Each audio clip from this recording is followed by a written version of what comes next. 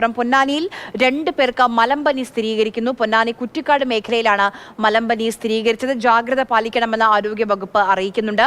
അരുൺ അമൃതനാഥ് വിവരങ്ങളുമായി ചേരുന്നുണ്ട്. അരുൺ, വലിയ ആശങ്കയുണ്ടാക്കുന്ന ഒരു വിവരം തന്നെയാണ്. മഴക്കാലം കൂടിയാണ്, അപ്പം ശ്രദ്ധ വേണം, ജാഗ്രത വേണം. ആരോഗ്യ വകുപ്പ് പറയുന്ന കാര്യങ്ങൾ, ശ്രദ്ധിക്കേണ്ട കാര്യങ്ങൾ എന്തൊക്കെയാണ്?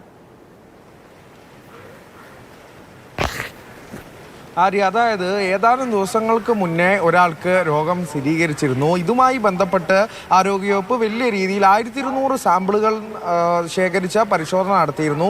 ഇതിലാണ് ഇപ്പോൾ 2 പേർക്ക് രോഗം സ്ഥിരീകരിച്ചിരിക്കുന്നത്. ഇവർ അപ്പോൾ തന്നെ പനിയുമായി ബന്ധപ്പെട്ടൊക്കെ തന്നെ ചികിത്സയിലായിരുന്നു. അതിലൊരാൾ ഇപ്പോഴും പൊന്നാനി ആശുപത്രിയിൽ ചികിത്സയിൽ തുടരുന്നുണ്ട്. 2 പേരുടെയും ആരോഗ്യനില തൃപ്തികരമാണ് എന്നുള്ളതാണ് എന്തായാലും ആരോഗ്യവകുപ്പ് ഇപ്പോൾ ഔദ്യോഗികമായി അറിയിച്ചിട്ടുള്ളത്. ആശ്വാസകരമായ കാര്യമാണ്. എങ്കിൽ പോലും കടുത്ത ജാഗ്രത നിർദ്ദേശമുണ്ട്. ആശങ്കപ്പെടേണ്ട സാഹചര്യമില്ല. പക്ഷേ അത്തരത്തിൽ ഈ ശുചീകരണ പ്രവൃത്തികളൊക്കെ ഊർജിതമാക്കണം. ആരോഗ്യവകുപ്പ് തന്നെ അത് മുന്നിട്ടിറങ്ങി ടീമൊക്കെ ഡിവൈഡ് ചെയ്തുകൊണ്ട് തന്നെ അത്തരത്തിലുള്ള പ്രവൃത്തികൾ ഊർജിതമാക്കുന്നുണ്ട് എന്നുള്ളത് തന്നെയാണ്. 4 പേരടങ്ങുന്ന 10 ടീമായാണ് വിന്യസിച്ചുകൊണ്ടാണ് ആരോഗ്യവകുപ്പിൻ്റെ മേഖലയിലുള്ള പ്രവർത്തനങ്ങളൊക്കെ തന്നെ.